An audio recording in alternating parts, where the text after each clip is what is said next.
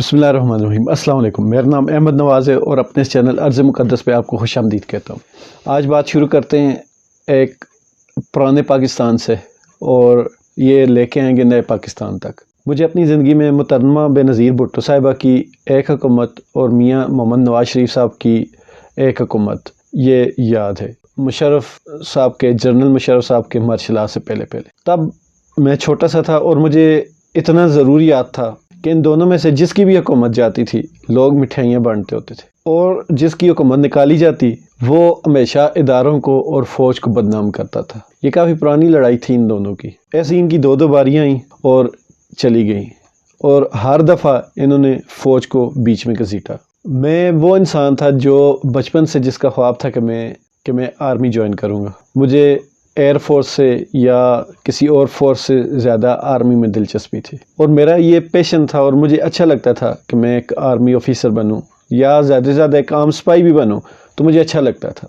यही वजह थी कि मुझे पीपल्स पार्टी और मुस्लिम लीग नवाज़ दोनों से मोहब्बत नहीं थी, क्योंकि इनका बयानिया हमेशा इस्टेब्लिशमेंट मुखालिफ था। इस दौरान जो सबसे ज़्यादा सहूलतें उठाई वो मुस्लिम लीग नवाज़ थी। मोहतरमा बेनज़ीर भुट्टो साहिबा और उनकी पार्टी को इस्टेब्लिशमेंट ने कभी भी कोई एक्स्ट्रा ऑर्डिनरी बहुत ज़्यादा सहूलतें नहीं दी। इस हिसाब से मियाँ मोहम्मद नवाज़ शरीफ साहब को सहूलतें मिलती रहीं। फिर 1999 में मुशर्रफ साहब का मार्शल लग गया तो मेरे दिल में मोहब्बत तो शुरू से थी आर्मी की और मैं सुनता भी होता था कि सदर अयूब, जनरल ज़िया-उल हक इतने जीदार और दलेर आदमी थे, किसी से नहीं डरते थे, या उन्होंने पाकिस्तान को बहुत ज़्यादा तरक्की दी। यही वजह थी जब जनरल मुशर्रफ का मार्शल लगा तो मेरी फुल सपोर्ट और हमदर्दी जनरल साहब के साथ थी। मैंने 8-9 साल उनको फुल सपोर्ट किया उनके जाने तक, बल्कि उनके जाने से मैं ऐसे ही रंजीदा था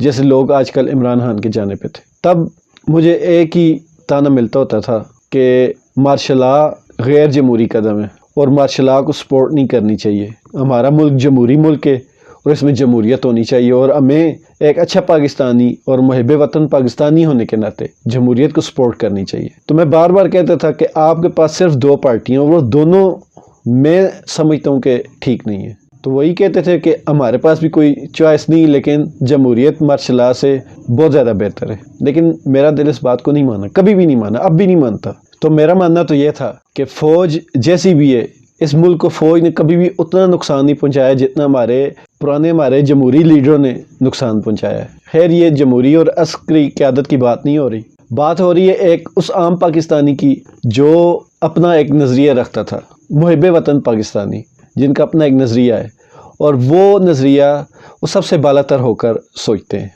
और ये वो नज़रिया है जिसमें किसी एक शख्सियत के गिर्द उनका नज़रिया नहीं घूमता, उनका नज़रिया सबसे अलग है, जिनमें से उन पाकिस्तानियों में से एक मैं भी हूँ। खैर, जब जनरल मुशर्रफ साहब चले गए तो पीपल्स पार्टी की हुकूमत आई जरदारी साहब की।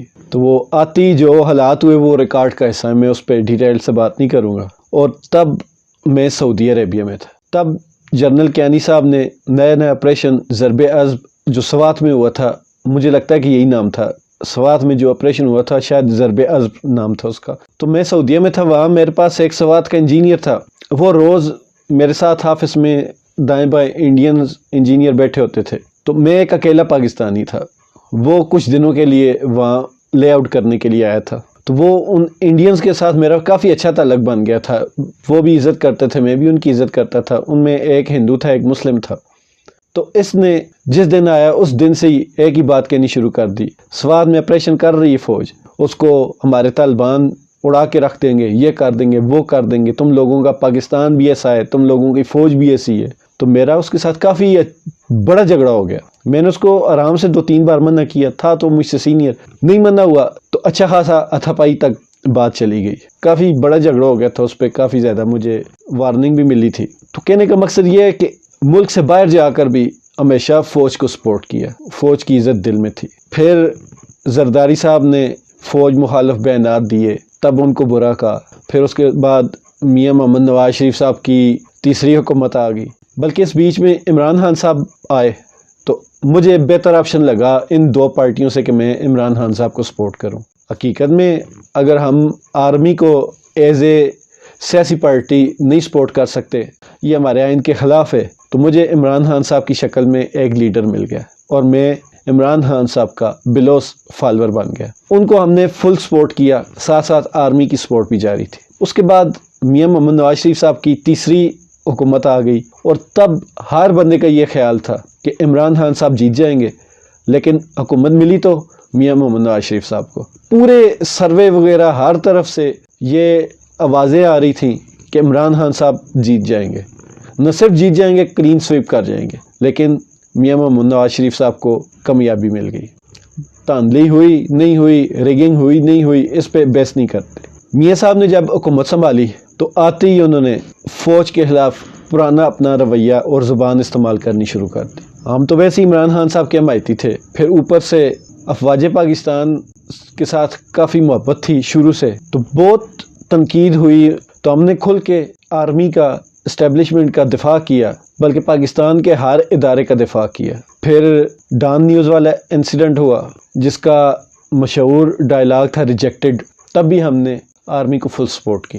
میاں محمد نواز شریف صاحب نے اور مریم نواز شریف صاحبہ نے بہت زیادہ فوج کو کرٹیسائز کیا، اور نہ صرف برا بلا کا بلکہ ان کی زبان انتہائی نازیبہ تھی. ہم ہر ٹائم ہر وقت فوج کے سامنے کھڑے رہے، ان کی سپورٹ، ان کی ڈھال بن کے. سوشل میڈیا پہ ہم سارا دن فوج کی حمایت میں لوگوں کو جواب دیتے رہے. اس لڑائی میں ہم نے بہت وقت دیا فوج کے لیے. ساری ہسٹری ہے یہ چیز. پھر میاں نواز شریف صاحب کا پاناما کا چکر ہوا، اس کے بعد تو انہوں نے حد ہی ختم کر دی. کھل کے نام لے کے فوج کو بدنام کیا، عدالتوں کو بدنام کیا. عدالتوں کے لحاظ سے تو میاں نواز شریف صاحب کا ریکارڈ ویسے بھی بہت برا ہے.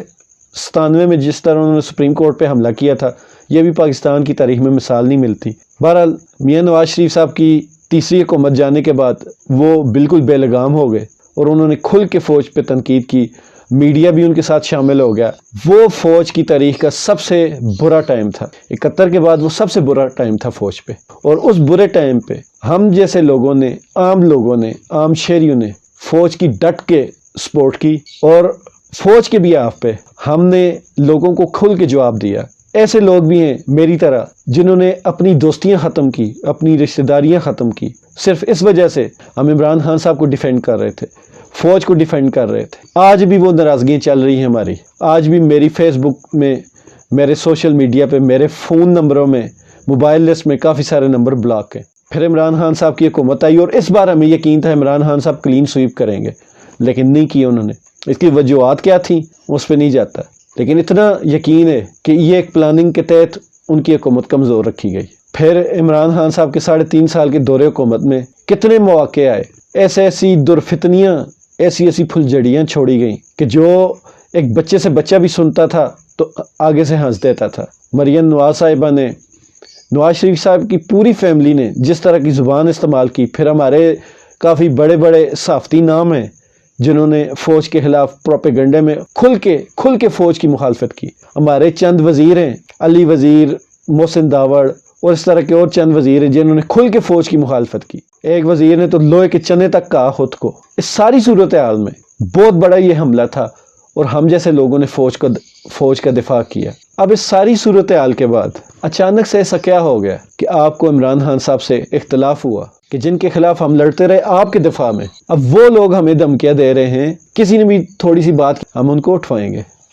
پوچھنا یہ چاہوں گا، کیا ہم لوگوں کا قصور یہ ہے کہ ہم لوگوں نے آپ سب کی حمایت کی، یا ہم لوگوں کا قصور یہ ہے کہ ہم اس پاکستان کے 3rd کلاس کے سٹیزن ہیں، یا ہم 3rd کلاس شہری ہیں؟ کوئی تو بات ہوگی جو نہ ہمیں سیاسی پارٹیاں اقتدار میں آنے کے بعد اون کرتی ہیں، نہ آپ لوگ مطلب نکل جانے کے بعد ہمیں اون کرتے ہیں. آپ لوگ کہتے ہیں کہ عمران خان صاحب نے 3 آپشن دیے تھے، جو پلاننگ تھی یا جو بھی سسٹم تھا اس میں آپ کا ہاتھ نہیں ہے، لیکن آپ بارہا کہہ چکے ہیں کہ آپ حکومت کا ماتحت ادارہ ہیں. قومی سلامتی آپ کا اصل فرض ہے.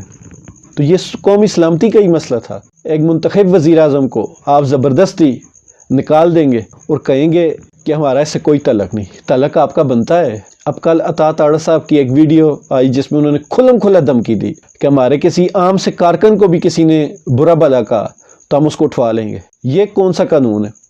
مطلب جو لوگ آپ لوگوں کی اتنے عرصے سے حمایت کرتے رہے، آپ لوگوں کو سپورٹ کرتے رہے، آپ لوگوں کا دفاع کرتے رہے، آپ لوگوں کو ہر مواز پہ ہم ڈیفینڈ کرتے رہے، اور زیادہ باتیں نہیں تو یہ بات کہ فوج اس ملک کا آدھے سے زیادہ بجٹ فوج کھا جاتی، یہ تو ہر بندہ کرتا ہے یہ بات، اور ہماری ہر اس بندے سے اس بات پہ لڑائی ہوتی ہے۔ مطلب ہم لوگ آپ کو اتنا ڈیفینڈ کرنے کے بعد آج انہی لوگوں سے دب جائیں جو آپ کو گالیاں دیتے تھے۔ آپ لوگ بار بار کہتے ہیں کہ جن ملکوں میں فوج کی عزت نہیں ہوتی، عوام جن ملکوں میں فوج سے محبت نہیں کرتی، ان ملکوں کا حال دیکھ لیں۔